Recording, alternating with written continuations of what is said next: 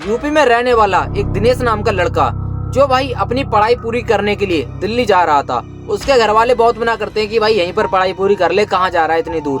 लेकिन भाई दिनेश बोलता है मेरे सभी दोस्त वहाँ पर हैं तो मैं भी अपनी पढ़ाई वहीं पर पूरी करूंगा। ठीक है भाई, वो घर वालों को मना लेता है और वो दिल्ली जाने लगता है। जब भाई वो दिल्ली पहुंचा तो वहाँ पर जो उसके दोस्त थे पहले से जो रह रहे थे वो दूसरी जगह रह रहे थे। अब दिनेश को भाई वहाँ पर कोई भी कमरा नहीं मिला तो दिनेश को भाई दूसरी जगह आना पड़ता है। अब जब भाई वो दूसरी जगह आया तो वहाँ पर उसका कोई भी दोस्त नहीं था, कोई खास दोस्त तो बिल्कुल भी नहीं था भाई। अब वहाँ पर वो कैसे ना कैसे करके किसी से बात करके एक उसे कमरा मिलता है। वो कमरा जो था वो भाई उसे काफी सस्ते में मिल गया। उसने बताया भाई वो काफी सस्ते में मिल गया, वहाँ दिल्ली की जगह भाई वैसे मिलता नहीं लेकिन उसे काफी सस्ते में मिल गया। अब वो वहाँ पर काफी अच्छे से रहने लगा। उसके 3 से 4 महीने काफी अच्छे से कट गए, उसे पता भी नहीं चला। उसकी पढ़ाई काफी अच्छी चल रही थी। एक दोस्त था जो भाई उससे काफी मिलता था, मतलब वो उसका काफी खास दोस्त था जो गाँव में रहता था, तो भाई वो काफी मिलता था उससे। अब भाई मैं ये सब क्यों बता रहा हूँ तो मैं आगे पता चलेगा। दिनेश जिस बिल्डिंग के कमरे में रहता था उसी बिल्डिंग के नीचे एक और लड़की रहती थी। जो मकान था उसी मकान में एक और लड़की रहती थी। भाई वो लड़की के बारे में दिनेश ने बताया। वो जो लड़की थी दिनेश को भाई मतलब बहुत देखती थी। दिनेश को भाई कहीं ना कहीं ऐसा लगता था कि वो लड़की उसे लाइक करती है। एक दिन दिनेश उससे जाता है और पूछता है तुम मुझे लाइक करती हो क्या? तो भाई सामने से कौन ही बोल देगी, लड़कियां तो भाई पता ही है नहीं बोलती है सामने से, तो वो बोलती नहीं है और चुप होके मतलब मुस्कुरा के थोड़ा सा चली जाती है।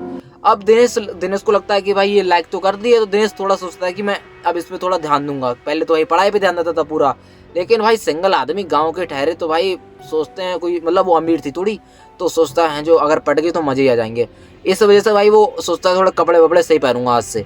अब वो ना क्या करता है, कुछ कपड़े लेके आता है बढ़िया वाले और डाल के घूम रहा था गली में, जो गली थी उसी में घूम रहा था। सोच रहा था जैसी आएगी बहन जो मतलब देखेगी तो बोलेगी अरे भाई उस लड़की के घर के सामने निकला तो उसने सोचा अब देखेगी। लेकिन भाई इतनी किस्मत खराब, उसको 2 से 3 घंटे भाई वो वहीं पर बैठ रहा, कभी टुक टुक में कभी कहीं वो वहीं पर घूमता रहा, लेकिन उसे वो लड़की नहीं दिखी। वो आई नहीं थी वहां पर घर से बाहर उस दिन। अब भाई उसका बड़ा दिमाग खराब कि आज मैं देख रहा हूँ तो भाई ये आ नहीं रही है, वैसे पूरे दिन ये मुझे देखती रहती है और जब मैं जाता हूँ तब ये देखती रहती है, आज दिख नहीं रही कहीं पर। अब ठीक है भाई नहीं आई तो नहीं आई। अब वो क्या करता है, शाम के समय जाके सो जाता है। ठीक है भाई, अब जब वो सोया तो अचानक से उसका ना दरवाजा जोर से बजा। तो जैसे उसने सोचा भाई कौन आ गया इतनी रात में, लगभग रात के 10 बज रहे थे।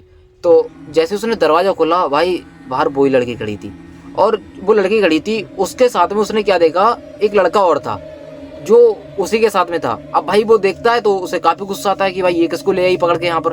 तो वो बोलती है ये जो लड़का है ये मेरा दोस्त है और हमारा मतलब उसका पहले से कुछ प्यार मोहब्बत था। तो भाई उसने बताया ये मेरा बॉयफ्रेंड है, मतलब एक्स है, इसके घर पे ऐसा सीन है, मतलब लड़ाई बड़ाई हो गई हो कुछ। भाई तो बोल रही थी तुम इसे अपने साथ में रख लो, मुझे तुम अच्छे लगे, मतलब तुम अच्छे से रहते हो, अच्छी बातें करते हो तो मुझे तुम अच्छे लगे, और तुम किसी को ना बताओगे तो इस वजह से तुम इसे अपने पास में रख लो। भाई उसका बड़ा दिमाग खराब है, जो ऊपर से गर्लफ्रेंड मतलब वो उसे गर्लफ्रेंड समझ रहा था कि प्यार कर मतलब मुझे लाइक करती है, वो ऐसा समझ रहा था। और भाई वो उसे अपने एक्स को लाके उसने दिखा दिया कि भाई ये मेरा एक्स है। तो उसने बोला भाई ठीक है मैं इसे अपने पास रख लूंगा अगर ये मतलब राजी हो तो वो बोलता है ठीक है भाई मैं तेरे साथ रह लूंगा। अब वो दोनों उस रात भाई सो जाते हैं। लेकिन भाई दिनेश ने बताया वो जो लड़का था भाई वो सोता नहीं था, 1 2 3 4 रातें उसके साथ में बीती। तो दिनेश ने बताया भैया वो जो लड़का था भाई वो सोता नहीं था। एक रात की बात थी, दिनेश शाम के समय अपने बिस्तर पे सो रहा था। अचानक से भाई क्या होता है, उसकी आंख ना थोड़ी सी लगती नहीं है। वो देखता है कि भाई कुछ तो अजीब है, मतलब ऐसा लग रहा है जैसे वो जो लड़का लेटा है मेरे बगल में वो भाई लेटा नहीं है। तो जब उसने करवट लेके इधर देखा तो उसने क्या देखा, वो जो लड़का है भाई उठ के बैठा पड़ा है और वो सामने की साइड गेट की साइड देख रहा था। दिनेश ने बोला भाई सो जा यार, रात हो गई और तू डरा रहा है यहाँ पर मुझे। वो लड़का जो था भाई वो कुछ बोलता नहीं है और अपने हाथ आगे करके और बैठा रहता है। दिनेश बोलता भाई तू सो जियो, यहाँ पर डरा मत मुझे, अगर तुझे जाना है तो चला जा यहाँ से, बता रहा हूँ तुझे भाई, तू मेरी फिल्म मत बना यहाँ पर। वो बोलता है भैया यार तुम सो जाओ मैं सो जाऊंगा। अब होता क्या है, एक दिन की बात थी भाई जो काफी अजीब चीज हुई थी, जो भाई मुझे भी कहीं से कहीं तक रियल नहीं लगी और भाई काफी डरावनी थी। अब दिनेश ने क्या बताया, भैया मैं सो रहा था, अब ना मेरी आंख जैसे ही लगी तो मुझे क्या नोटिस हुआ, वो जो लड़का है मतलब जब मैं लेटा तो ऐसे ही मैंने टाइम देखा था अच्छे से, 10:55 हो रहे थे। अब जब मैं सोया तो मैंने लगभग 10:53 हो रहे थे और मैंने टाइम देखा था उसमें ही। तो भाई जैसे ही मैंने बगल में देखा वो लड़का वहां पर नहीं था और तुरंत भाई मैंने देखा 1 से 2 मिनट के अंदर कहाँ ही जा सकता है। वो मैं तुरंत गया गली में देखने गया तो वहाँ पर भी नहीं था। इतना भाई मैं डर गया उस दिन कि लिटरली भैया मैंने अच्छे से नींद पूरी नहीं की। अब होता क्या है, जो लड़की उसे लाइक करती थी दिनेश को, वो आती है एक दिन और बोलती है इसको ना वापस छोड़ के आएंगे हम, तो तुम मतलब आज से ये तुम्हारे साथ नहीं रहेगा। दिनेश कहता है एक रात और रुक जा भाई, मतलब क्या ही करेगा अभी जाके, अगर शांत हो जा तभी जाना, वरना एक आध रात और रुक जा मेरे साथ में।